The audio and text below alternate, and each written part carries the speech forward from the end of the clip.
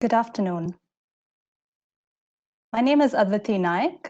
I'm a postdoctoral researcher at the Qatar Biomedical Research Institute, or QBRI.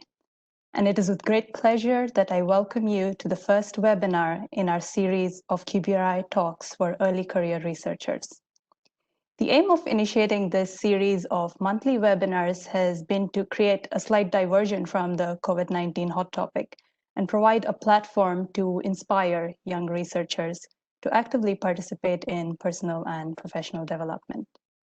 The webinars in this series will be structured to feature an interview with our guest speaker, gain insight into their experience over the years in key topics that are relevant to researchers, and then engage in discussions based on questions from the audience.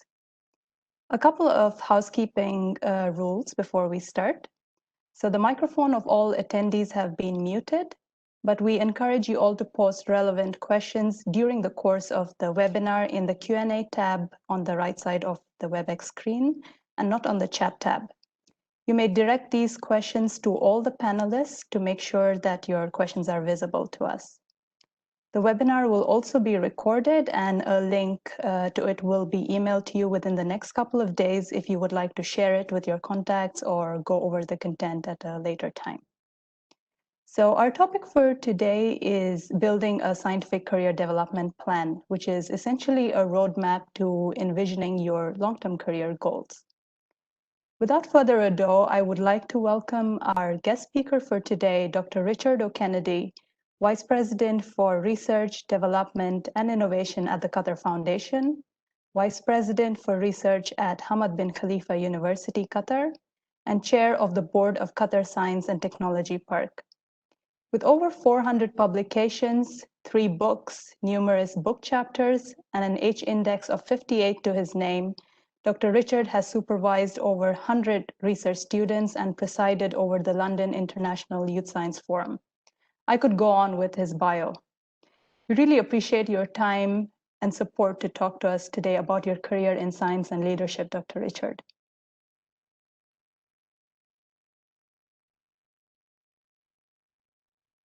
Dr. Richard, can we have your mic unmuted, please? Okay, perfect. We can hear you now. Thank you, Dr. Richard, for your time. I'm delighted to be here, and I wish you well with all your activities. Thank you very much. So let's begin. So I think it is quite important for young researchers to be able to relate to inspirational figures such as yourself and realize common experiences that we can learn from. So before we delve into your advice on career planning, we'd really like to hear a bit about your personal journey in science from the beginning. Could you tell us a bit about your early days as a young researcher and who or what inspired you? So perhaps I will start a little bit earlier and say that from a very early age, I was intrigued by science in different forms. I come from Ireland. So in the 1960s, TV arrived and it was in black and white. And they had some wonderful programs showing, outdoor activities associated with safaris, for example, in Africa, but also on wildlife. And I always remember there was a wonderful program by Lottie Haas, and it was Hans and Lottie Haas, where they went down into the deep ocean. And that was my first big excitement about seeing science in action. And from there, I suppose everything that I did was geared towards becoming a scientist. And when I was going through school, I had the opportunity to study all the science subjects, which was unusual at the time, because at that stage, people tended to do more classical pursuits, and they tended to do Latin, for example, or the choice was Latin or biology, and I chose biology. And then at university, I initially did general biology, then decided I wanted to be a biochemist. And from then, at the end of that, during my final year at college, like so many people, I did a research project. And that was really exciting. And I had a wonderful mentor at the time, Dr. Honor Smith was her name. And she really, excited me about the idea of research. And then finally, but at that stage, there was no opportunity. And when I left college, I actually went to the United Kingdom and I joined Unilever at Port Sunlight, and I worked on soap. So that was quite a diversion from where I thought I might be. But luckily enough, in Dr. Smith's laboratory, a position arose, and she invited me to come back. And during that time, I managed to do my PhD. Particularly, it was a lot to do with membranes and membranes on cells. And they were the really exciting thing at the time because people had stopped looking at membranes on cells as being just a kind of a general structure that held things within the cell. Everybody was interested in what was happening in the cell. But at that stage, people realized that the cell's membrane was crucial. And that's what I worked on. And that's what I did my PhD in. So on membrane biology, using immunological approaches and looking at seeing how we could change the membrane to help us to understand cancer. That was at a very early stage of this. And we found that the immune system was affected by the cancer cells. And we now know the mechanisms. We didn't at the time. And equally, we knew that one of the ways the immune system was, if you like, circumscribed by cancers or evaded by cancers was it changed the structures on the surfaces. And now, of course, we know much more about that. But this was in very early days. So that's how I got interested in science and decided to do a science career. Interesting. Thank you very much for that. So just to make it more relevant to our audience as well, sometimes having a 5 or 10-year plan can seem quite daunting to young researchers, considering the usually short tenures and moving between labs and institutions. Did you have a very detailed career plan and very specific goals as an early career researcher? And what were these goals when you first started your PhD or did your first postdoc? Well, let me start by saying in the initial stages, people didn't have a career because everything was so unclear. The economic situation in Ireland at that time was very poor. Most people left the country, particularly if they did science. That was one element that was there.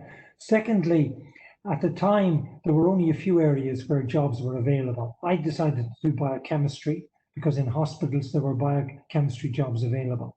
But as I went on from there, luckily the economy improved and there were more opportunities. And fairly early in my, I suppose, PhD, I started getting involved in teaching students and doing research. So I really enjoyed that. So I said that my ideal choice would be to develop in the area of academia and be able to do both research and obviously to be able to teach students, because I love that. And I did a lot of work with various practicals, the usual way people did, showing you how to do it. But equally well, I got involved in teaching people at both second level as well as a third level. And I found that I enjoyed it and I seemed to be reasonably good at it. So that combination plus my love of research made me decide that academia was a possibility. And subsequently, having done my PhD, a new institution opened in Ireland and I was lucky enough to get a job. So I was there as the first biochemist in a new department in a whole new organization. So I was really lucky. To say it was organized is not the case. But in science, they say that, chance favors the prepared mind. And it's true in research, but it's also true in life. So to say that I had a good plan, no, but I was very clear of what I needed to do to get to an academic position. So for example, I knew I had to do innovative research. I knew I had to publish a lot. I knew I had to make international collaborations. And I also knew that I had to have something more than everyone else because the competition was very difficult. So I put all of those combinations. And the fact that I taught a lot and set up laboratories helped me because for the first years when I got the new position, it was mainly teaching orientated and subsequently then much more research orientated. So you've got to be prepared. So when you go for the area you want to do, you've got to be good at it, but you've got to also, work through the things that are necessary to be successful. We'll talk more about that later on. Great. As you mentioned, it's a combination of chance as well as hard work and dedication that is a key mantra really that pays off in the end. But also sometimes it's that one major break in your career that can really launch it. Could you tell us about the most significant moment or time in your career where you felt that you were getting closer to your goals? I think it's very hard to say there was just one. I was very lucky when I was an undergraduate student to be picked to represent Ireland at an event called the London International Youth Science Forum. I'll tell you a little bit about that. This was formed after the war to bring people together I mean, there was so much damage done by the war and the enmities that had developed. And the idea was to use science as a catalyst to bring international students together. So I was selected from Ireland.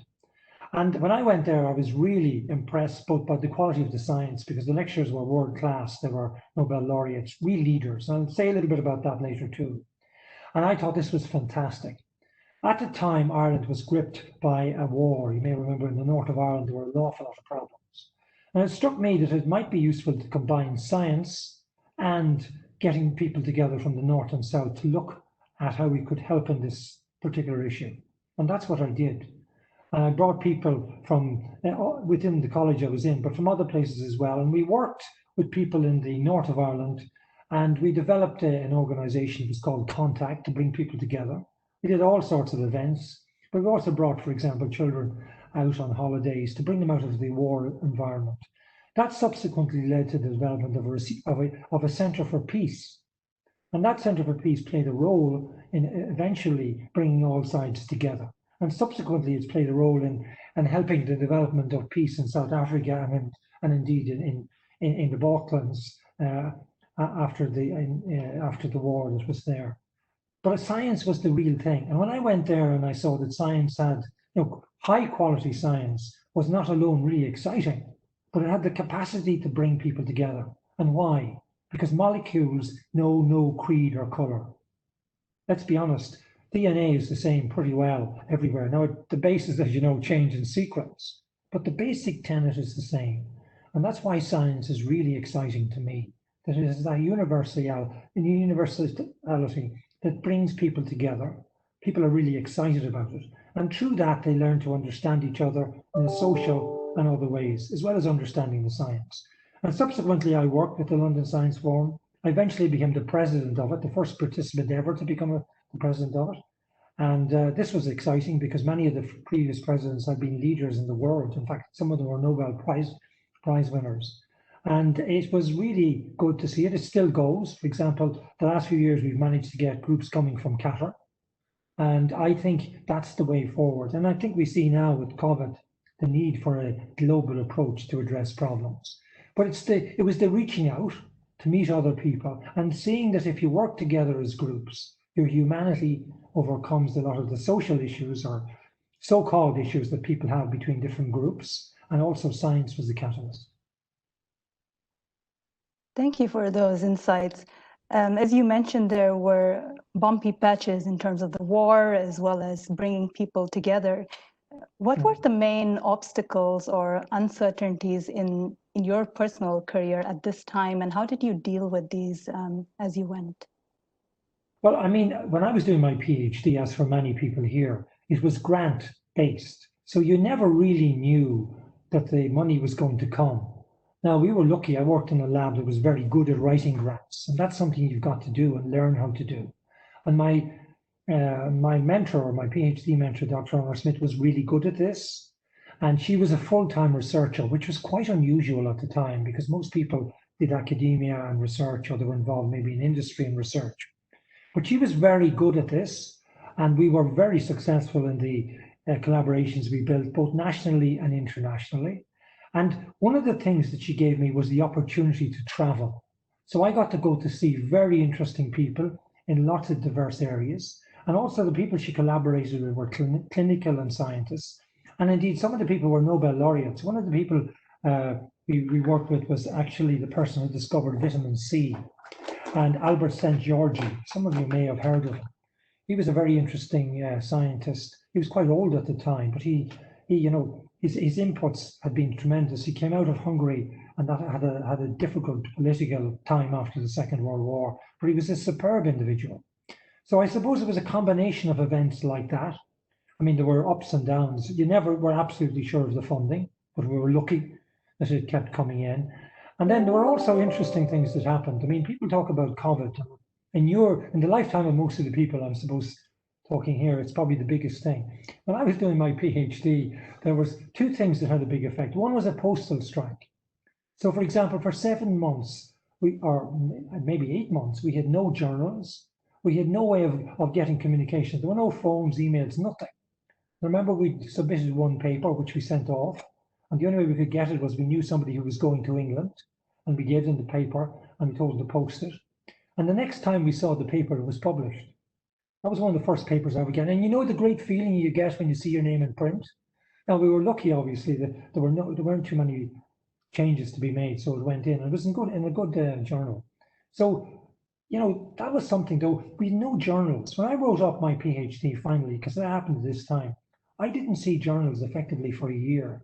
And when you submit your PhD, and I had to submit to a very prestigious extern, you had to explain the phenomena that for a year there were no publications because we couldn't get any. There was no way you could get publications in those days unless they came in either in the journal form as a physical entity, or else you got what was known as a reprint from the British Lending Library, which generally took about 6 weeks to arrive. So that was a traumatic from the scientific viewpoint. And then always as well, I suppose, we had some experiments where we did them and the result turned out to be quite different than what we expected.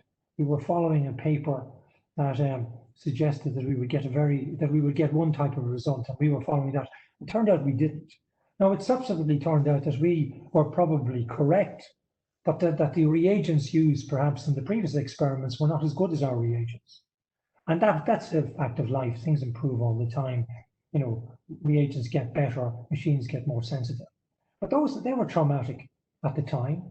And also, I remember during my PhD supervisor got very sick.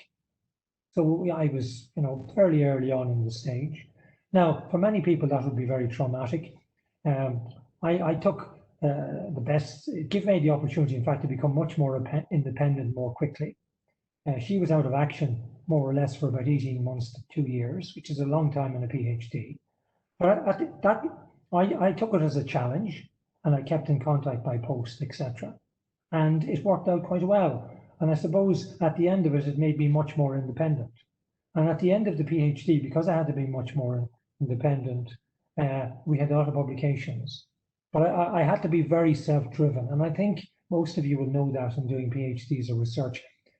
It's a lot of yourself. It's a very personal journey that you do. And you've got to take that, at a very early stage, you've got to do that. And I suppose I always tell my PhD students, and I've had 70 PhD students at this, over 70 graduated. And I say it's almost like being in a plane.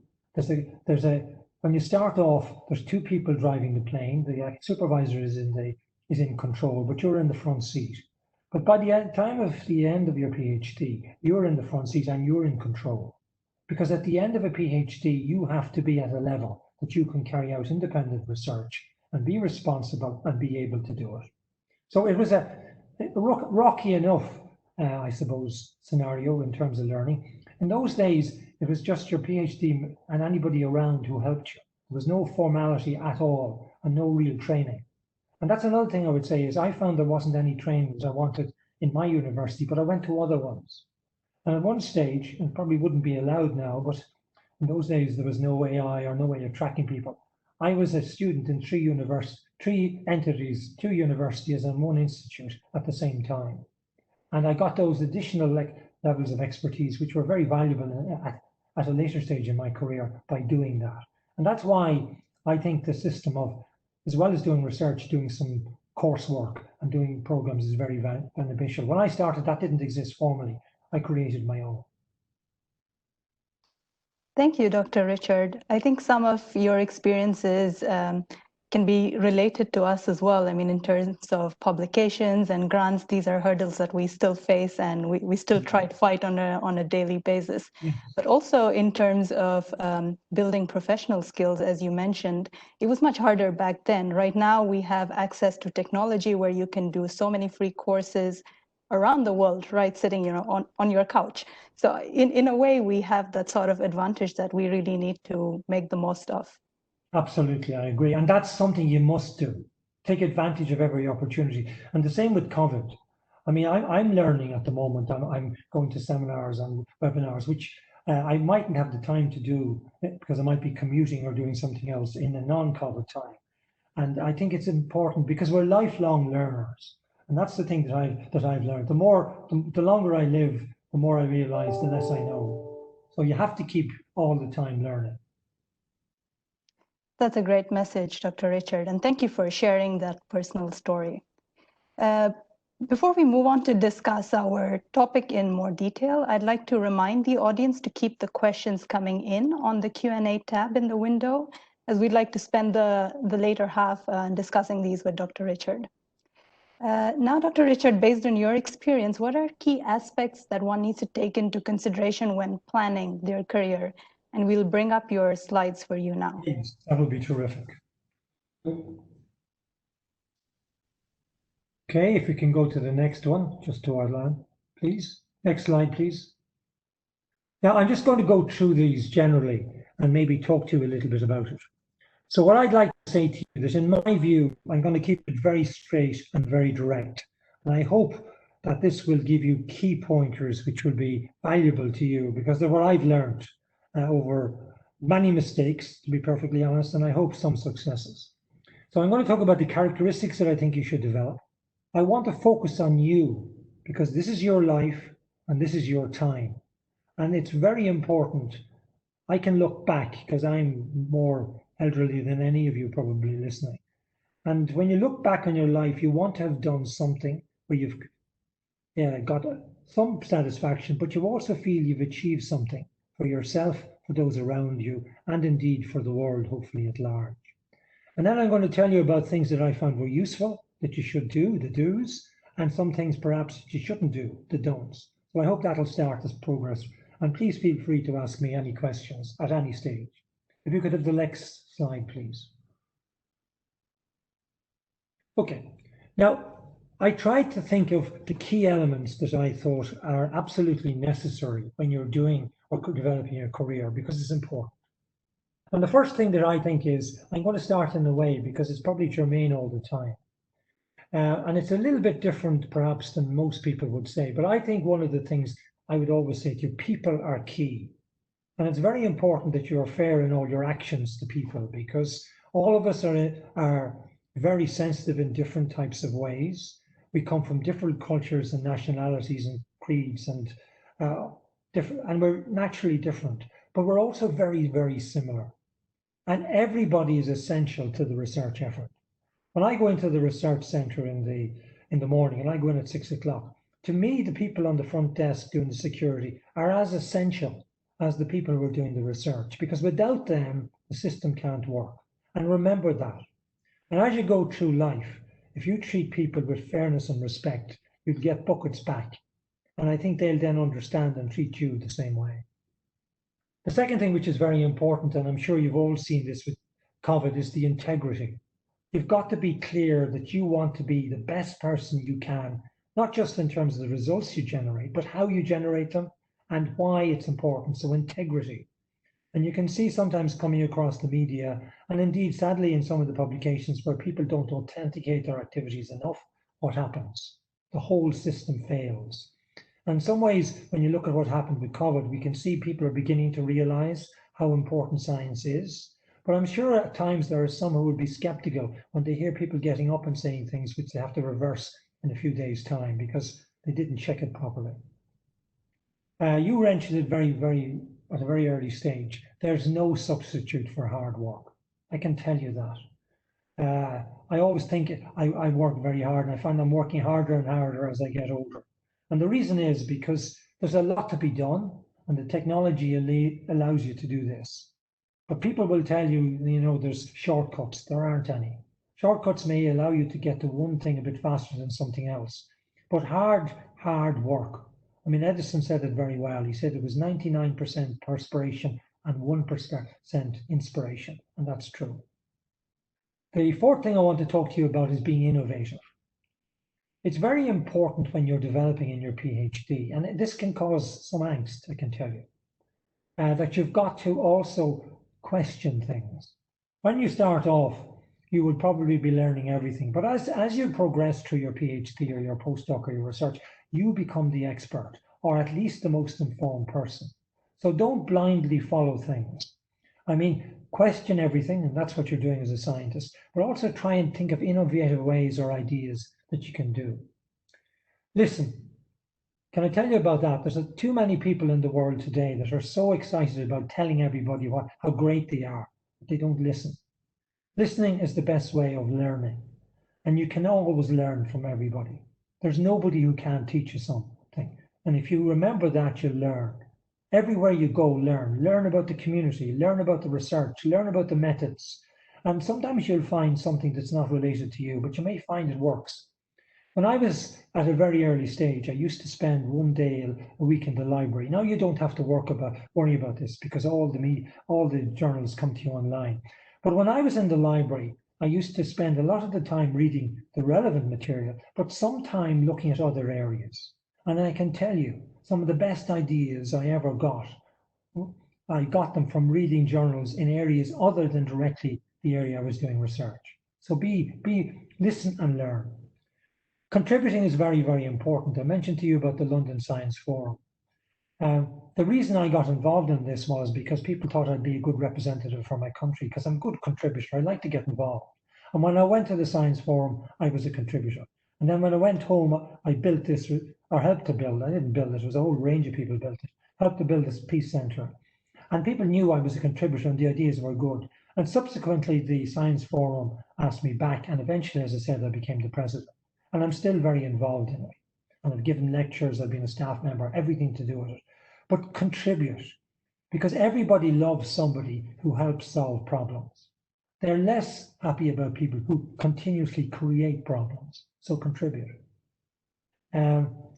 Nowadays, but always, teamwork is essential.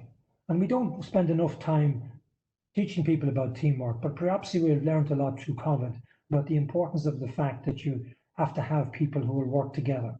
And that's built on two things mainly. The ability to be trustworthy, so you take and play a role, and also the need to interact carefully with others, and that's very important. And this ties in with some other things I'll mention. And then finally, which ties in, I think, with a lot of the, you've got to be quality driven and be excellent. Be the very best that you can in whatever you do. And you know a lot in research about impact factors and getting high levels of citation. That's a measure of it. But whatever you do, be the best you can. Doesn't mean you can be the best you can in everything, or the excellence in everything, but be the very best you can in those things. And you will find there are areas in which you excel. And they will in due course become those that are foremost in your activities. If I could have the next slide, please. So what are the key questions that you have to do when you're doing this? The most important thing in my belief is that you do something that you love. I love science. I love the interactions. I love the structures that are involved. There are some aspects I don't like, and I'll be honest. Sometimes dealing with people can be very trying and difficult. And let me tell you, you can never resolve everything. And you probably all know about that. But I think you have to nevertheless love what you're doing to want to do it. You need to do it for yourself and also for others, but mainly for yourself. I've come across people who've done things because their parents asked them to do it or somebody else asked them to do it. When you come to the end of their life, you're going to have to ask yourself a question. Did I enjoy what I did? Did it fulfill the things that I want? And what can I show as a result? And be it in science, or be it in any activity, or be it in your interactions with people, I think that's very, very important. The crucial thing in the development always for many people is it academia or industry? I'm always interested in this because I started off wanting to do academia mainly because there was no industry. And then I began to realize if we had very good research programs in Ireland, we could develop people who would be capable of attracting industry to Ireland. And our institute, the one I got involved in, which is now called Dublin City University, its key focus was this. And we're talking about disruptive education in Ireland, in QF at the moment. We totally disrupted the educational system. We had a very classical system. Universities were all about academia, and we changed it completely. If you look at Ireland, you'll find it now, it's one of the top countries in the world, small countries, and it's extremely good in getting in pharma, biopharma, and IT. We were the people who helped push that. And most importantly, we helped develop the people who would be able to take those industries and run with them. And I'm happy to say that many of those people in Ireland and abroad and globally came out of my lab. And to me, that's a great thing to see them doing so well. And they continuously contact me. Some of them have been out here. They've developed their own industries. One of my PhD students runs the largest venture capital fund in Ireland. Many of them are leaders worldwide. Travel. Now, many of you will have traveled to come here, but travel, you learn so much. Travel to other labs, develop international collaborators, and that's crucial because nowadays, and particularly with the media that you have and the ways of connecting people, it's easier. But go and see places and go and learn things for yourself and also for scientific systems because it's really good. And international collaborations are the way forward. We've seen this in COVID. Never before have people mobilized on a global scale. And I think this is a very good lesson to learn. I mentioned to you before about the Science Forum. Science is universal. When I went to the Science Forum, I met one very influential person. And I think he was a really incredible individual. His name was Joseph Rotblat. I'll tell you a little bit about him. He just about escaped from Poland at the beginning of the Second World War. His wife was actually killed, and he was a physicist. He went on to be involved in the Manhattan Project and the formation of the atomic bomb. And what came out of that, obviously, was some very horrendous things. You know of the bombing of Hiroshima and Nagasaki. And when I grew up, nuclear power, or mostly nuclear destruction and nuclear weapons, were crucial. We used to actually do various things about what we might do if there was a nuclear war. And my name is O. Kennedy. And in fact, some of you will have heard of John F. Kennedy, and he was one of the ones that was crucial. And thankfully, between him and others who were equally important, the World War never came, but it was very close. And it would have obliterated everything. Joe Rotblat saw that from his experience as a physicist and his involvement in it. And he formed a system called the Pugwash movement, which was all about trying to harness nuclear power for good uses, but also to stop people thinking of it as a way of destroying each other. And he was successful, thankfully. If he hadn't been, we'd all not be here. He won the Nobel Prize for Peace. I remember sitting down to him and having coffee and talking to him. And I was just like any of you, or probably a lot more junior. Here was me, a guy just starting off, and this person who had really come to preeminence and was a brilliant scientist as well as being a brilliant human being. And the one thing, if you ever got a chance to read any of his writings, and he's written extensively, Joseph Rotblat is his name. He talked about humanity. And that to me is the most important thing in science. In humanity, what I mean by that is the work we do in science allows us to address issues that are of major concern, and we can affect and improve humanity. COVID is an example. If you're involved in cancer research or diabetes or neurological studies or any area, these all can have big imports, and they have had. I mean, scientists have had huge import on the quality of life we have, but equally, and John Blackwood would say this, their production from science has been frightening. For example, when I was a child, everybody thought plastics were absolutely fantastic, and they are. But if you don't use them properly and don't dispose of them properly, they create a major problem. You know, that's the big thing about it. The invention of a wheel was a fantastic innovation, but wheels can go on tanks. They can go on and that are used to kill people in wars, and they can be used in lots of different ways. But science is universal, as I said. Molecules don't know about creed or religion. And when you're a scientist, you have the capacity to go anywhere and to do what you do. So do it in the best way and do it to help people. We talked about being excellent. One of the things I always think about my students is I don't want them to reach just where they think they can reach. I want them to reach for the skies. And I can tell you that if you put in the effort and do some of the things that I mentioned, there's no barrier. All of you will have come, depending on your background, many of you, I'm sure, had fantastic parents, and you'll probably know that every one of them made huge sacrifices to get you where you are. And maybe they didn't get the chance to reach for the skies, but they gave you the opportunity to do so. So please, please take that on board and reach for the skies. There's no limit to what we can do. If you meet people who are entrepreneurs or people who've contributed, Joe Rotblat started off as somebody who was actually fixing electrical wires. And he got interested in physics, and luckily somebody picked that up and helped him. You can do the same no matter where you're coming from. You can change things. So reach for the skies. Next slide, please. So the do's: have a plan. because nowadays you have to. So what is it you want to do?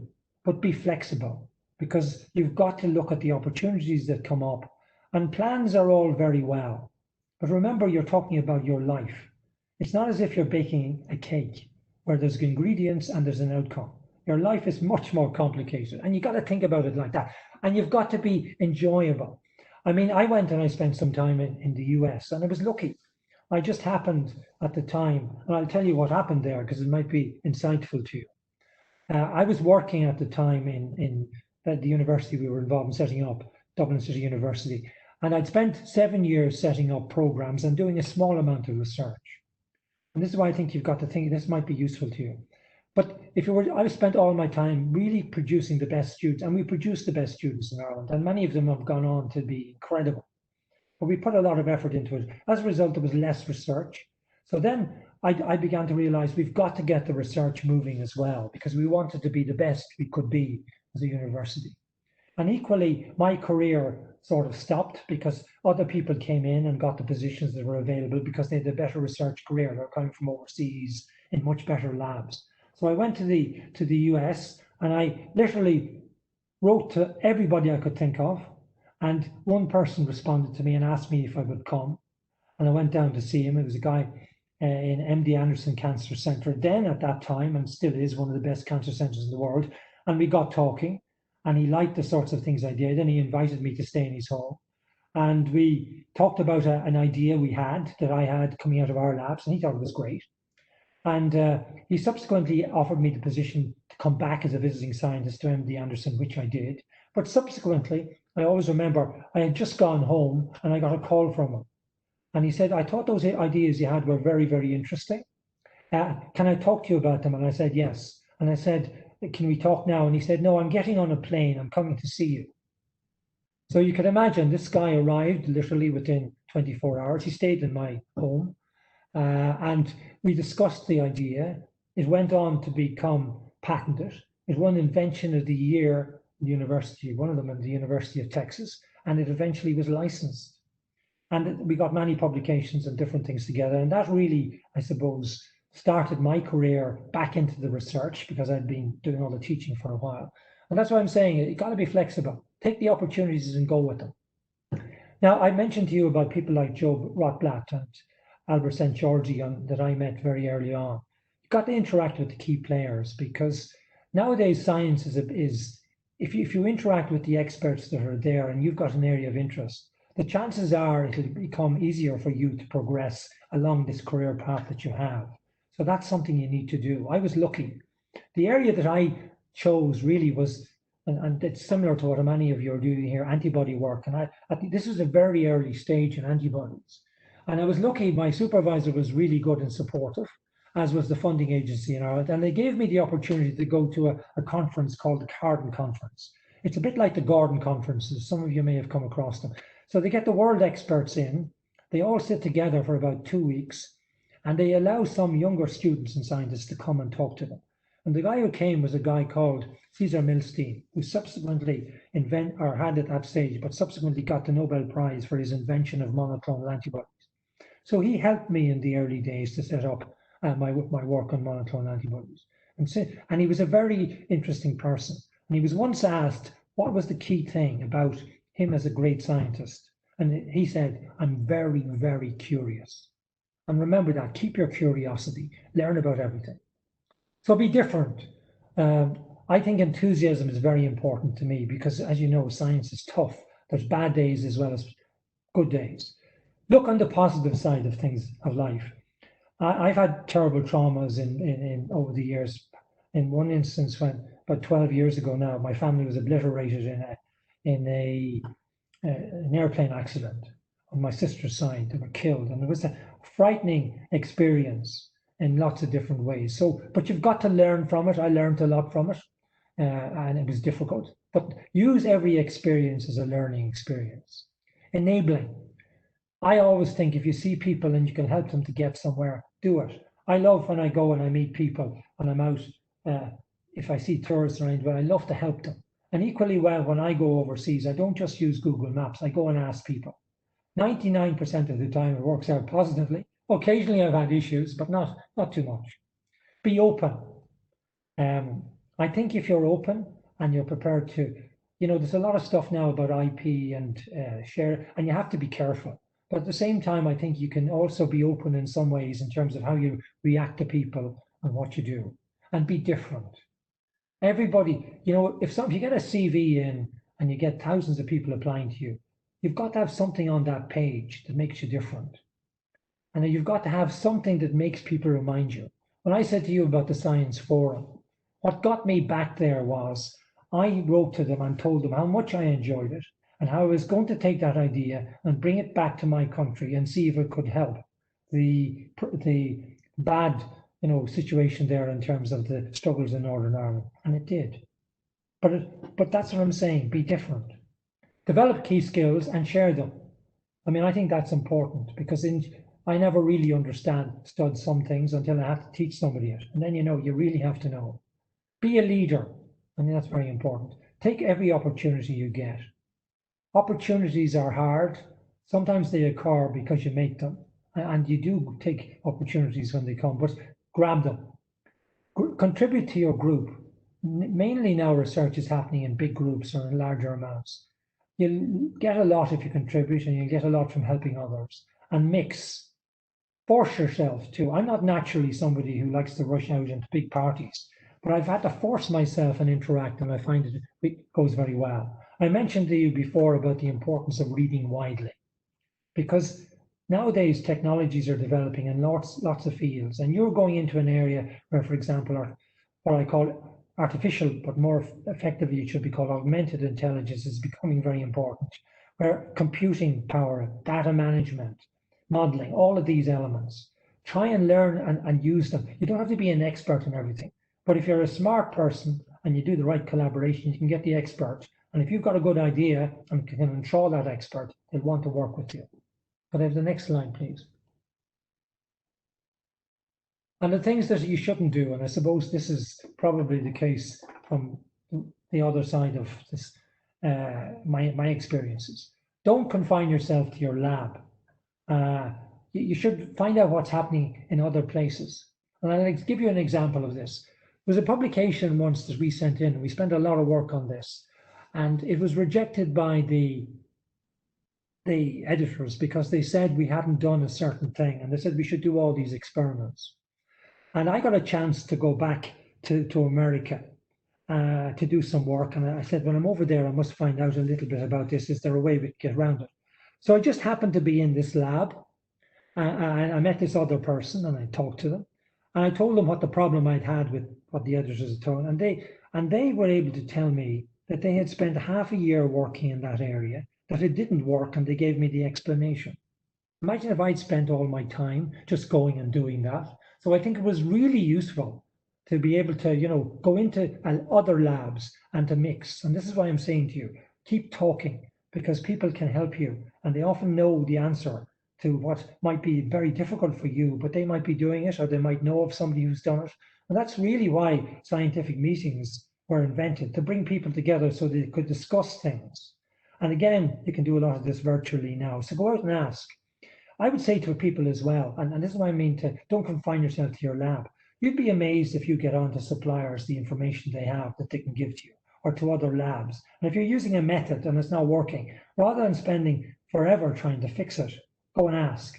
I remember once we had a method and it wouldn't work, and we were told that you added a certain amount of, it was one of these methods that you only had to add a small amount of material, but it wasn't defined. They said you add I remember it was a spatula full. So we had these small spatulas and we were adding it in. And then I got on to the person who did it. And when I saw the size of the spatula they had, it was the size of a very large spoon. I began to realize why our thing wasn't working. And that's what I'm saying. Don't confine yourself, talk. Don't get too focused, because nowadays you've got to be very aware of what's happening in adjacent areas. And indeed, so I would say spend a percentage of your time finding out about all the things that are happening. Don't be afraid of criticism. I think every day I get criticized, and I learn from most of it. There's nothing wrong with being criticized, because in fact, some of the best people who really cared about me are the people who give you the greatest criticism that can be most constructive. I mean, sometimes the criticism isn't constructive, but if you can get somebody who's very honest and open and will give you constructive criticism, listen, it's very important. Don't be afraid to be innovative. I mentioned this before. And that's important because science is really about innovation. And I'm going to push it out. You know, I'm the Vice President for Research, Development, and Innovation. Sometimes people are very good at doing the research, but they don't sometimes look at where it's going to go. And increasingly, if you want to get funded for this sort of activity, you're going to have to make sure that you can show an outcome beyond just the paper or the publication or the citation. You've got to be able to do something that can have real impact, be it clinically or maybe in industry or the environment, whatever the area that you're in. Don't keep to your group. I keep pushing that. And I think we're lucky actually when I come to somewhere like Qatar because there's a huge international grouping and again, national grouping as well. So we need to do that interaction because you learn so much in that regard. And again, don't always be a follower. The end, as I said, when you get into that cockpit with your supervisor, you're driving your PhD and you're flying, you're aiming for the sky. When you start, it's the supervisor who's driving. When you finish, you've got to be able to do it because you've got to forge your path and your path is your path. It's no one else's. I hope they're useful. They've come out of my mistakes mainly. No, I was lucky. I had extremely good mentors and I had good opportunities. But to be honest, the responsibility is yours. You can write down all the plans you want, but the person who implements it is you. And that's the approach you must take. Thank you. Thank you, Dr. Richard, for the spot-on advice. I think all the points you mentioned are really so relevant and intuitive, yet so easily put aside when we're so fully focused on, completing a project, finishing experiments, or finishing writing up that paper. I think people need to understand that more emphasis needs to be laid on all-round development rather than just your technical scientific skills. Correct. So one of the points you mentioned is asking yourself, what is it that I really want? And I think this is quite important. So it's quite important to introspect what your true ambitions are. But along with introspection, it's also critical to understand the current science job market and probably other practicalities such as your geographical location or resources that you may have. So how does one weigh out their skills and interests and balance this out smartly to pick the right career goal? I think that's a very good question. The first thing I think you need to know is what is it in broadly that you want to do? So if you're a scientist, do you want to go into industry? Do you want to be an academic person? Or, and this is fair, absolutely fair as well, you may find when you do your PhD and you do that sort of work, that in fact you decide a lab isn't the place I want to be. I want to be in a funding agency or develop other skills. And that's very, very fine. There's no problem. I see all of them as important. So I say to people now, you need to develop skills as well as the research skills you have. So whether you like it or not now, you've got to be a good communicator, be it orally or written, because you'll be writing reports or you'll be writing papers or you'll be writing applications for grants. So you need to get that skill very strongly involved. And that skill translates into anything. It doesn't really matter because once you know the basis, and that's one of the reasons why people like scientists, because they're used to doing this. The other big skill is analysis. Now you've got a problem, you're trying to figure out the answer and the method to achieve that. But those analytical skills are becoming more and more important. The next one I would say is you've got to be very computer literate. You don't have to be an expert in everything, but you need to know the sorts of trends that are there. That helped me an awful lot. I was one of the first people who started doing, in fact, I've got, nowadays they wouldn't add up to very much, but at the time, computing was in its very early stages. And I did some of the first modeling in computing, particularly in biological systems. And that helped me because I could see from that the potential that's there. And we can see now, the whole data side of things, data modeling, genomics, all of that. So that's very, very important. These are skills you've got to have and you've got to build them. But for example, if you're an expert in data handling and you've done it in a certain area, there's no reason why you can't convert that into other areas as well. So I would say you need to have, if you like, key skills, but you need to have other skills that are there in terms of being able to work. When I was in Ireland, I was involved in setting up something with other colleagues called the Centre for Talented Youth. And what we used to do, and I also ran a thing called the Biology Olympiad. And I used to get my postgraduate students or the other postgraduates in the labs to help me run this.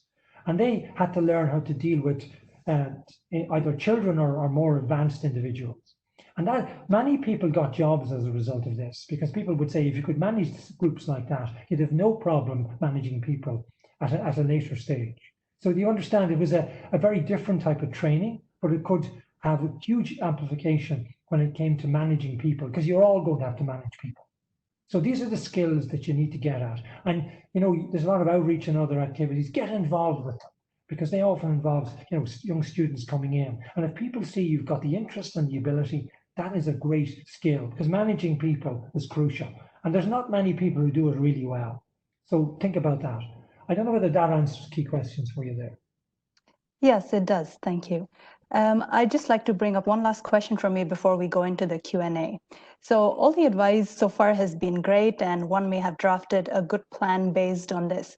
But I think something else that's really important is also mentorship to seek appropriate guidance for, you know, having your plan succeed. So ideally, you'd like your mentor to know your strong points, your weaknesses, but also be able to give you very unbiased advice. How does a young researcher identify such a mentor and, you know, initiate this conversation? I think that's crucial, particularly nowadays, because you need somebody who will be your advocate in various ways. Now, a lot of people, I was lucky. I had a wonderful PhD supervisor who really pushed on my behalf, I have to say. Not alone when I was a student, but also to help me get jobs, because I had to have a reference, as you all have. I think you've got to identify people, and you've got to be sure that those people will write the extra sentence, not just oh, I knew the person and they're good. They have to be prepared to put the effort in on your behalf. You have to make sure that that they understand what you want. Ideally, you've got to make sure that they, you know, they're going to give you a positive response, and I think that's important. You've got to pick them carefully, because sometimes, you know, when you get a letter of support, I've seen many letters of support, and they say things sometimes that are questionable. Maybe because the person didn't know enough about the individual. So you need somebody who knows your strengths and your weaknesses. And if you have weaknesses, you should make sure that they know you've addressed them and how you've addressed them. Because, you know, when it comes to selecting people, a lot of the process is in interviews, and interviews inherently have a lot of weaknesses. And letters are written in different ways. Some people do it because they're under pressure and they just send off a CV. If you can get somebody who take the effort on your behalf to write a good letter of support, is very important. But equally, I have students who are coming back to me after 20 and 30 years for letters of support. I take the time to keep all the information. But if you're working your way through your career, you must ensure that the person's name that you give is fully au fait with your latest developments in your career. Because sometimes I get letters from people who I mightn't have met for 20 years. And I don't have the ability to keep up with everyone. So it's their responsibility, in my view, to make sure I'm fully au fait with all the good things they've done when they ask me to write on their behalf. And the other thing I would say is, don't put somebody's name down without asking them. A, because it's disrespectful. B, because sometimes you might get a fright with what they say. And C, many people, if they feel you're taking advantage of them, they either don't write at all, or else they might write something at the last minute, which isn't necessarily very helpful. Great. Thank you very much, Dr. Richard, for those insights. So let's move on. So we have time for a couple of questions only. I see that there have been plenty of questions in the Q&A tab. So the first question that we have, Dr. Richard, for you is that while relentless dedication and hard work is a key to building a successful career, what is your advice on maintaining a healthy work-life balance? Oh, absolutely essential. I agree. I mean, your health is really as important as the work you do, whatever it is. You can't do your best work if you're physically tired and mentally tired. Also, and I mean, all of you know a lot about research. No matter how well you're doing, there's some days when you kill yourself doing some work, and you know the experiment fails.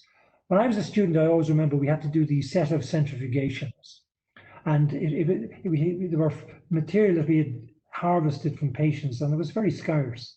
And I always remember we did these centrifugations, and we decided that we were going to do it slightly differently. So the original way was you kept the supernatant and threw away the precipitate. So We decided it would go the other way, and I forgot. And I remember going out of that and feeling how terrible this is, and I'm never going to do research again. I had a very interesting experience. There was a lady close to us in the lab. She was another academic, and she was in a wheelchair. And I went and she asked me how was I doing, and I told her how bad it was and how terrible it was. And as I spoke to her and I saw what she was dealing with, because she was somebody who had MS, and I saw how well she was coping with the problem that she had. And she said a few things that were very helpful and supportive. When I walked away, I began to realize I could do the experiment again, and I wasn't quite as bad as I thought. So I would absolutely say for your mental and physical health, balance is important. Get lots of exercise. When I was doing my PhD, we used to have incubations as we did. They lasted just over an hour and a half, or a little bit, maybe less than that. So I used to go around there's a pitch and putt, in golf course right beside us. So you could just about get in around the pitch and putt in between. And that's what I did. And I did that 5 days a week. So a very good question and very important. Great, thank you, Dr. Richard. So if we can have question number 2 now. So how does one seamlessly transition from academia into industry, and what skills are essential to enable this? And also maybe to add to this, what are the prospects of such a transition in Qatar or the MENA region? I think that's a very good question as well. I mean, I don't think there's a seamless transition from academia into industry, because I suppose the difference is when you're doing a research project in academia, you generally have the time and the opportunity to pursue it to its logical end. In many cases in industry, they want you to solve a problem or to come to a conclusion, and they've a very short period of time, and they may have a lot of pressure on them. So, for example, it might be they have to set up a test and they have to have it done by a set period. And sometimes if you're doing it in academia, you may have time to get everything absolutely perfectly well. But sometimes in industry, you may have to get it to work so that it works well enough for what's required. I mean, if you needed, for example, a sensitivity of 1 meg per mil, there's no point in trying to get something down to 1 nanogram per mil, which might be much better in an academic environment because you might give you more scope. But if 1 meg per mil is enough, that's it in industry. So you've got to be very clear on the difference. So I think when you're in academia, you're much more, if you like, the controller of your own time to a large measure. When you're in an industry and there's set things to be measured against, you have to do it. And if you go into, for example, quality control, there's a very tough timeline. So you've got to be aware of that. In most industries now, they'll train you because they don't expect you to go in immediately and understand all of these things. And also they're working sometimes to standards that are different to the ones that you might have used in academic environments. So there's a transition. I mean, many of the people, I think 54% of the people that have left my lab have gone into industry, but they're doing extremely well there because the analytical approaches they learned are very good, but they had to learn. It was a transition. What's going to happen in Qatar? I mean, we're trying very, very hard to develop new industries and to produce an ecosystem. In Ireland, we successfully did this. In Ireland, it took 35 years. And I told Her Highness about that, and she said, you don't have 35 years. So we're pushing as hard as we can on this. And I can tell you, we've got a lot of different things happening. I think it'll be more difficult in the new environment. But when I started in Ireland, the environment was about as bad as it could be. So I'm used to working in bad or tough environments. And I think if you're dedicated and you really want to, and I think there's a clear demonstration now that oil and gas, depending on them only isn't enough for the future. Because we do need to diversify. And I think with the expertise that all you have, hopefully we can do this. When I was in Ireland and I started off working, all of our students nearly left the country. By the time I finished, none of them did. Thank you, Dr. Richard. So in the interest of time, let's wrap up today's session. So if I may summarize our discussions today, I think the key take-home message for me has been to really seek clarity in your ambitions with yourself first, and then probably get good guidance and relentlessly persevere towards these with integrity and an open mind. So also, I'd like to conclude today's webinar now by thanking you, Dr. Richard, for sharing your time and your inspiring stories with us today. I think this is really important for young researchers like us. We really appreciate it. Can I just say as well, I think the initiatives you're doing like this are really important. And if I can help in any way, because I think we need to have more of this. And again, it's a very good initiative. It's right along the lines of what I suggested. And I think we should be aiming to have the best environment to help people. And again, that's something hopefully we can start working on and do more about. So again, you know, if you've got ideas or if there's any way I can help, I'm more than happy.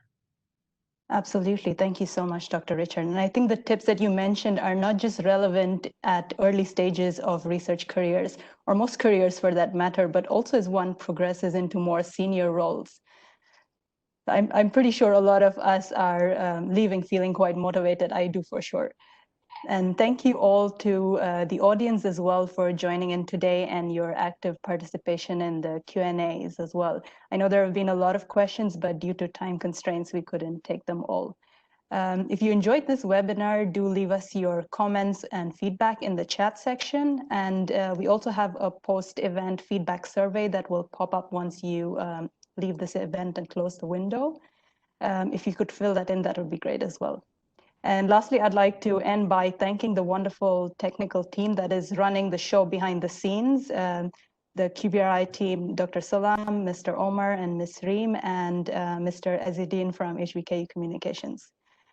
So with that, stay tuned in for more inspiring stories in our next webinar, which will be in July, and we will announce this on the QBRI and HBKU website and social media shortly.